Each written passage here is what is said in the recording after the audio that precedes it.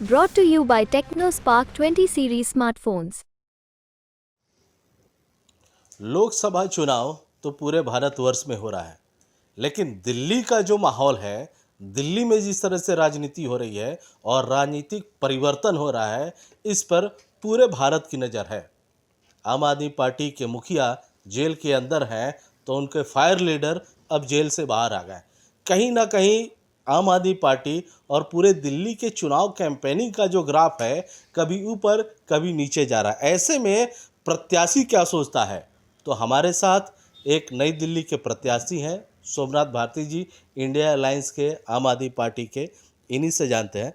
Sir, जो ये उतार चढ़ाव हो रहा है आपकी पार्टी में, पहले मुखिया जेल के अंदर चले जाते हैं, फिर एक बड़े नेता बाहर आते हैं और आते हैं एक धमाकेदार भाषण देते हैं, तो कैंपेनिंग के दौरान आप कहाँ देखते हैं आम आदमी पार्टी इस चुनाव में अभी कहाँ स्टैंड कर रही है? देखिए, मोदी जी ने हमारा काम बड़ा आसान कर दिया। जिस दिन मोदी जी ने केजरीवाल जी को अरेस्ट किया, उस दिन पूरा देश एक तरफा हो गया, क्योंकि एक सिटिंग चीफ मिनिस्टर को बगैर किसी एविडेंस के आप उठा के जेल में डाल देते हो, चोरों की तरह।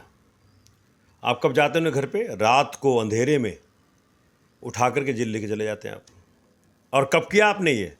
जिस दिन सुप्रीम कोर्ट में आपको डकैत बताया गया कि आपने जनता का पैसा ईडी के मार्फत से लूटा है। सुप्रीम कोर्ट ने जिस दिन इलेक्टोरल बॉन्ड्स का मसला जनता के सामने रखा कि ईडी के मार्फत ईडी को आपने वसूली का साधन बनाया और 2471 करोड़ आपने ईडी के माध्यम से कंपनियों को डरा के धमका करके अपने खजाने में पैसा लिया, ईडी को बना दिया आपने एक्सटॉर्शन डायरेक्टरेट। उस दिन मोदी जी ने ये काम किया, चूंकि उनको ये न्यूज़ दबानी थी। अब जनता इतने उबाल में है, चाहे भारत हो चाहे दिल्ली हो। तो केजरीवाल जी एक ऐसे इकलौते व्यक्ति हैं जिन्होंने कि हिंदुस्तान में सपने दिखाए, शिक्षा के सपने दिखाए, स्वास्थ्य के सपने दिखाए, मुफ्त इलाज के सपने दिखाए, मुफ्त बिजली के सपने दिखाए, मुफ्त पानी के सपने दिखाए, मुफ्त बस यात्रा के सपने दिखाए, तीर्थ यात्रा के सपने दिखाए। इतने सारे काम किए हैं जो जनता के जीवन से डायरेक्ट कनेक्टेड है।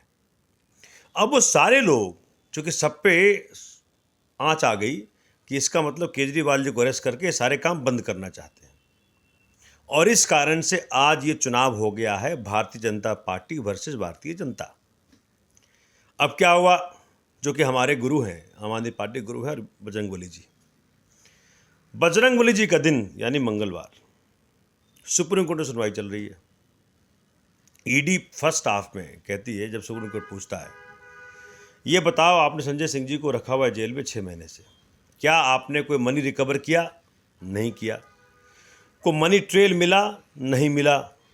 तो क्या तुम बेल अपोज करोगे? चूँकि पीएमएलए कानून ऐसा है कि अगर प्रोसिक्यूटर बेल अपोज करता है तो कोर्ट के लिए डिफ़िकल्ट है देना बेल, अनलेस वो पूरे मैटर को मेरिट पे सुन ले।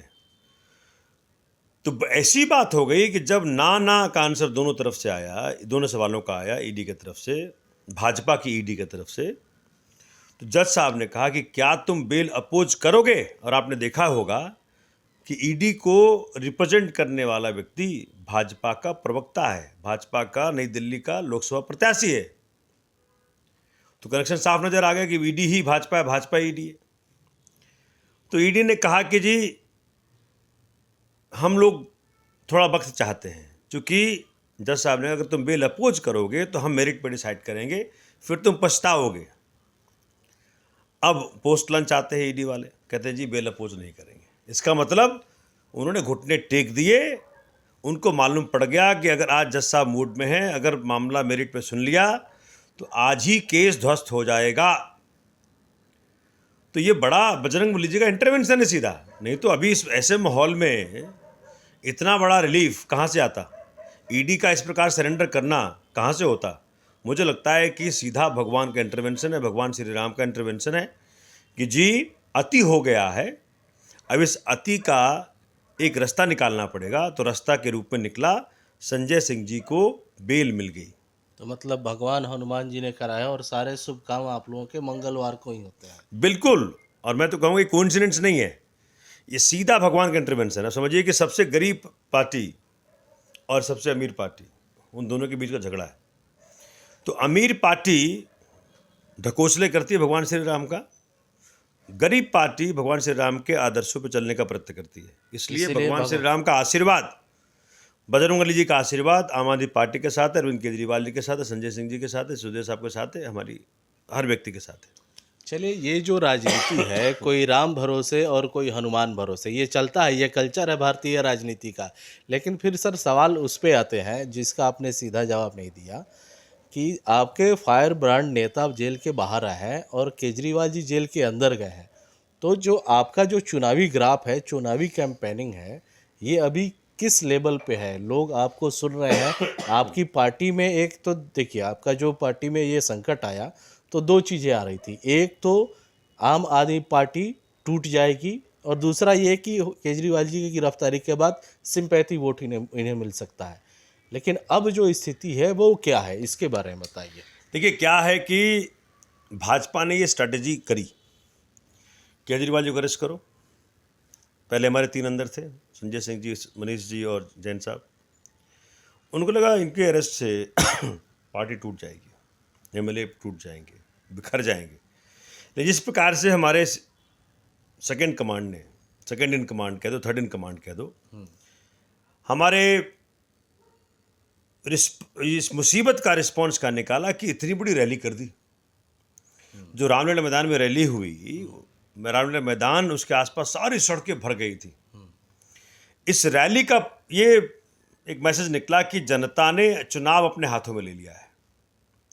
इसका मतलब हर व्यक्ति केजरीवाल बन चुका है और उसी का परिणाम रहा कि रैली में संख्या असीमित, मतलब अनलिमिटेड आ गई। और उस कारण से जो भाजपा के अरमान थे सारे चकनाचूर हो गए।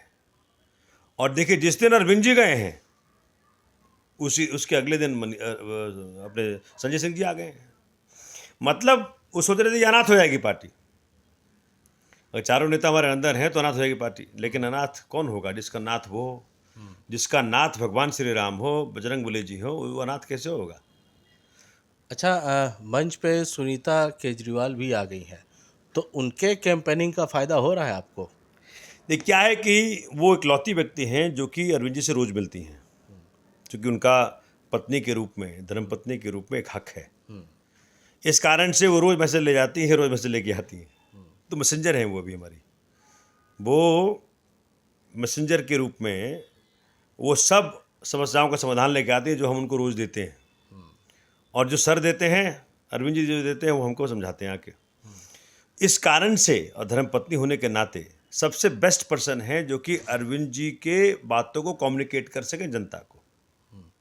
और इसलिए वो बड़ा अच्छा रोल अदा कर रही हैं। मतलब मैं तो उनको धन्यवाद करूँगा कि इतने संकट की घड़ी में भी, जिनका पति जेल में हो, इतने संकट की घड़ी में भी वो इतनी हिम्मत करके हम सबका साथ दे रही हैं। अच्छा, आपने बेल के बारे में बात कही कि चलिए जुडिशरी सिस्टम भी है और भगवान हनुमान की भी कृपा रही है आपके ऊपर। आप एक वकील भी हैं, जिस ग्रांट पे संजय सिंह को बेल मिला है, क्या आपको लगता है कि आपके चुनावी कैंपेनिंग के दौर में आपके एकाध नेता जेल से बाहर आ सकते हैं, उन्हें बेल मिल सकता है? क्यों नहीं आ सकते? क्योंकि करीब करीब सिमिलर केस है सबका। सभी केसेस में क्या है कि कोई एक्यूज था, उसको भाजपा ने दबाव डाला। पहले 6-7 स्टेटमेंट्स पे किसी नेता का नाम नहीं है, 8वें पे वो नाम ले लेता है और उसके बाद वो पैसे भी देता है भाजपा को। इस प्रकार के ही एविडेंस सबके अगेंस्ट है।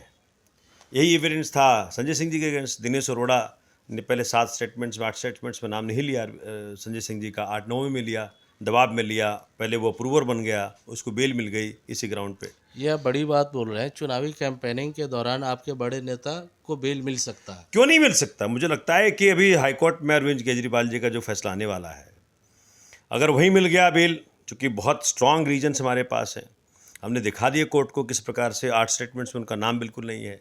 फिर डील हुई है भाजपा के ईडी के साथ, उस एक्यूज की डील में हो गया कि भाई तुम पैसे भी दोगे 55 करोड़ रुपया और तुम केजरीवाल जी का नाम भी लोगे। इस कारण से मुझे लगता है कि आज बहुत प्रबल संभावनाएं हैं कि उनको बेल हाईकोर्ट से ही मिल जाए। अगर हाईकोर्ट से नहीं मिलेगा तो हम सुप्रीम कोर्ट जाएंगे, लेकिन कहीं ना कहीं मिलेगा। जिस डील की आप बात कर रहे हैं वो इलेक्ट्रल बॉन्ड का मैटर है, और ये उस दिन इसका पता लगा जिस दिन पहले इलेक्ट्रल बॉन्ड का पता लगा, फिर इसके बाद केजरीवाल जी गिरफ्तार हुए। क्या लगता है, आप लोग जिस तरह से विरोध कर रहे हैं इलेक्ट्रल बॉन्ड का मामला सामने आने के बाद, ईडी ने पहली बार बेल को अपोज नहीं किया है, तो आने वाले दिनों में ये ग्रांट हो सकता है कि बाकी आपके जो नेता हैं उनके लिए भी ईडी अपोज ना करें? क्या है कि पैरिटी है, लॉ में पैरिटी होती है। Same case, same set of evidences, जो सेम सेट ऑफ ग्राउंड्स, अगर एक को बेल मिल गई, उसी सिमिलर ग्राउंड्स पे दूसरे को बेल मिल सकती है। इस बात को तो कोर्ट ने जब किया, लेकिन deny कोर्ट ने, किया, चूंकि कोर्ट ने कहा कि भाई, ये सेपरेट, कोर्ट ने कहा कि भाई देखो इसमें बेल कैसे मिली, ईडी ने सरेंडर कर दिया। हाँ, अब ईडी को सरेंडर करना ही पड़ेगा बाकी केसेस में भी। अगर यहाँ एविडेंस नहीं है तो वहाँ भी एविडेंस नहीं है। अगर यहाँ पे एक्यूज्ड एंड अप्रूवर था, वहाँ भी एक्यूज्ड एंड अप्रूवर था। अगर यहाँ पे पहले स्टेटमेंट्स में संजय सिंह जी का नाम नहीं था, तो यहाँ पे अरविंद केजरीवाल जी का पहले नाम नहीं है। तो इस प्रकार से सिमिलरिटी 99% है। ठीक है, मेरी जो लीगल अंडरस्टैंडिंग है, अरविंद जी को हाई कोर्ट से नहीं, मुझे प्रबल संभावना है हाई कोर्ट से मिल जाए, अगर यहाँ से नहीं तो सुप्रीम कोर्ट से मिल ही जाएगा। ये थे सोमनाथ भारती, जो नई दिल्ली से न सिर्फ उम्मीदवार हैं इंडिया अलायंस के, बल्कि एक वकील भी हैं, और ये अपने अनुभव से बता रहे हैं। इन्होंने ये बात कही है कि जिस ग्रांट पर संजय सिंह को बेल मिला है, उस ग्रांट पे भले ही ना हो, लेकिन जिस तरह से ईडी ने उस बेल का विरोध नहीं किया, क्योंकि इनका आरोप है इलेक्ट्रल बॉन्ड का जो मामला है वो सामने आ रहा है, तो इनका दावा ये है कि आने वाले दिनों में कि अरविंद केजरीवाल हो, सिसोदिया हो या सत्यन जैन हो, इनको भी बेल मिल सकता है। और इन्होंने सबसे बड़ी बात कही, ये बेल हो सकता है चुनाव से पहले मिले, जिसका फ़ायदा आम आदमी पार्टी को और ज़्यादा मिलेगा। लेकिन ये बहरहाल सारे मामले अभी कोर्ट में है। देखना ये है कि आगे आने वाले दिनों में इन नेताओं को कोर्ट से राहत मिलती है या आफत। अमरदीप कुमार, दिल्ली तक।